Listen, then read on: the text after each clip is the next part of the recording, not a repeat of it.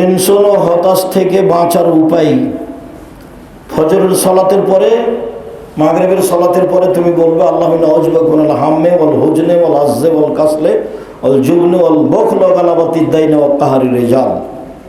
তুমি এই কথা বলবে আর সকাল থেকে নিয়ে সন্ধ্যা পর্যন্ত, ঘুমানো পর্যন্ত, সকালে আগে ফজরের সলাত আদায় করবে, তারপর সলাত আদায় শেষে কোরআন তেলাওয়াত করবে, কোরআন তেলাওয়াতের পরে সকাল সন্ধ্যার যে তাসবিহ আছে সেটা পড়বে, তারপর কর্মজীবনে নামবা, পড়াশোনার সলাতের সময় সলাত আদায় করবা যেভাবে রাসূল সাল্লাল্লাহু আলাইহি সাল্লাম উল্লেখ করেছেন। বাস তুমি একটা ভালো পথে চলে যাবে ইনশাআল্লাহ। অভাবের টেনশন থেকে বাঁচার উপায়। অভাবের কোনো টেনশন নেই, আল্লাহ তোমাকে যেভাবে রাখছে সেটা আলহামদুলিল্লাহ। কিসের অভাব? আজকে সকালে নাস্তা করেছে তো, যেটা দিয়েছে আল্লাহ ওটাই আলহামদুলিল্লাহ। আসসালামু আলাইকুম। কবরের আযাব রূহ এর উপর হবে নাকি শরীরের উপর? সে বুঝতে পারবে শাস্তি হচ্ছে, আত্মা বুঝবে, মানে রূহের উপরে, শরীর তো থাকবে না। যাকে বাঘে খেয়ে নিয়েছে তার কবর কোথায়, যে কবরের শাস্তি হবে? যে আগুনে জ্বলে ছাই হয়ে গেছে তার কবর কোথায়, যে কবরের শাস্তি হবে? বাড়ির পিছন দিকে যে কবর আছে তার নাম কবর নয়। কবর স্থানে যে কবর রাখা দেওয়া হয় তার নাম কবর নয়। মরার পর থেকে নিয়ে বিচারের দিন পর্যন্ত যে সময় আছে এই সময়ের নাম কবর। আত্মার উপরে শাস্তি হবে, আত্মা বুঝতে পারবে যে আমার শাস্তি হচ্ছে।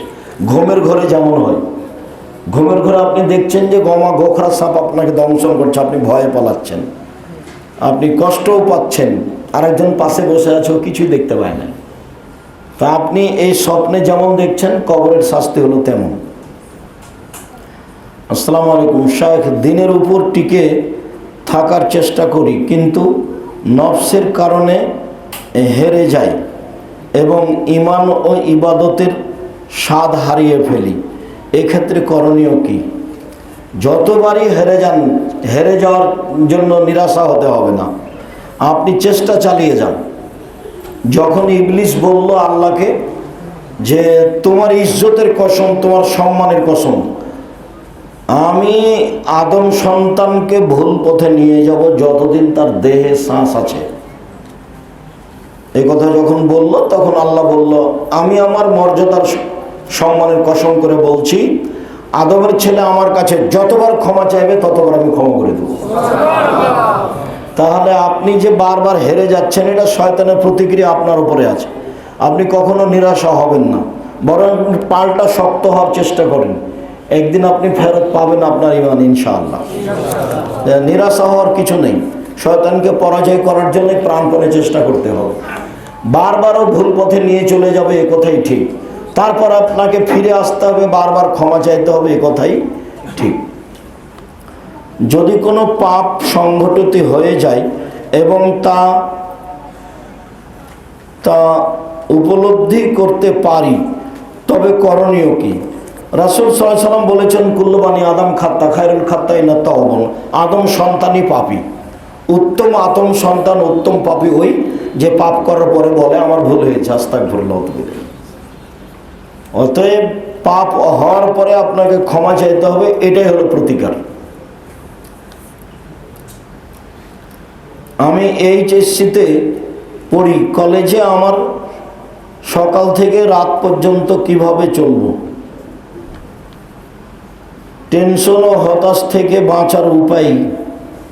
ফজরের সলাতের পরে, মাগরিবের সলাতের পরে তুমি বলবে আল্লাহুম্মা আউযুবিকা মিনাল হাম্মি ওয়াল হুজনি ওয়াল আজজি ওয়াল কাসলি ওয়াল জুবনি ওয়াল বুখলি ওয়া গালাবাতিদ দাইনি ওয়া কাহরির রিজাল।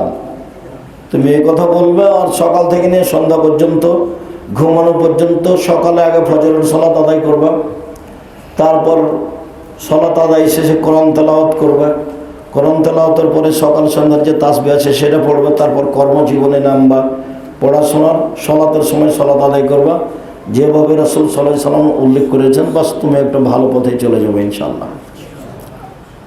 অভাবের টেনশন থেকে বাঁচার উপায়। অভাবের কোনো টেনশন নেই, আল্লাহ তোমাকে যেভাবে রাখছে সেটা আলহামদুলিল্লাহ। কিসের অভাব? আজকে সকালে নাস্তা করেছে তো, যেটা দিয়েছে আল্লাহ ওটাই আলহামদুলিল্লাহ। সলাতুল ইস্তেখারা কিভাবে আদায় করব? সলাতুল ইস্তেখারা রাতে আদায় করবা। কোনো কাজ করার সিদ্ধান্ত নিলে 2 রাকাত সলাত আদায় করে সালাম ফেরার পূর্বে ওই দোয়াটা পড়বা, আল্লাহুম্মা ইন্নী আস্তাগফিরুকা বিইলমিকা ওয়া আস্তাগদিরুকা বিকুদরাতিকা। লম্বা দোয়া, দোয়ার বইয়ে দেওয়া আছে। ও দোয়াটা পড়ে নিয়ে সালাম ফিরে ঘুমিয়ে যাবা। মোবাইলে ছবি তোলা সম্পর্কে বর্তমান অবস্থায় ইসলাম কি বলে? মোবাইল হোক আর যাতেই হোক, জরুরি প্রয়োজন ছাড়া ছবি ওঠানোর কোনো সুযোগ নেই। ছবির ওপরে, মূর্তির ওপরে আপোষ নেই। যদিও মানুষ একদিন এমন পর্যায়ে যাবে, ছবি মূর্তির ব্যাপারে সব নিচে নেমে যাবে। ছবি মূর্তি তাদের কোনো বড় অপরাধ বলে মনে হবে না। এরপরেও ছবি মূর্তির বিষয়টি খুবই ভয়াবহ। জরুরি প্রয়োজন ছাড়া ছবি ওঠানোর কোনো সুযোগ নেই। প্রয়োজনে তার প্রয়োজন কতটুকু সেই বুঝে, স্বাভাবিক ব্যাপারকে প্রয়োজন মনে করে ছবি উঠাবে, এর সুযোগ নাই। মোবাইলে ছবি রাখার কোনো সুযোগ নেই। অ্যালবামে ছবি সাজিয়ে রাখার কোনো সুযোগ নেই।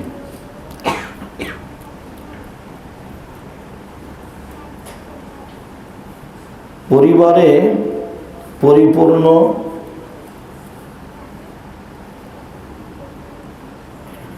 পরিপূর্ণ ইসলাম মানতে গেলে সমাজ গোষ্ঠীর বাইরে চলে যাওয়ার উপক্রম হচ্ছে। এমতো অবস্থায় করণীয় কি? সমাজের সাথে আপনার কি সম্পর্ক? আপনি একাই থাকেন।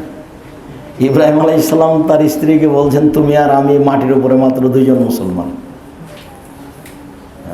চেষ্টা করে সমাজের ওই ভুল পথের সাথে আপোষ করার কোনো সুযোগ নেই।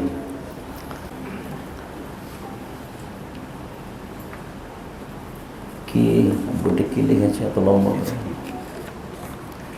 আমার স্ত্রী 3 মাসের গর্ভবতী। ডাক্তার বলেছেন বাচ্চা নষ্ট হয়ে যাওয়ার সম্ভাবনা আছে। তাই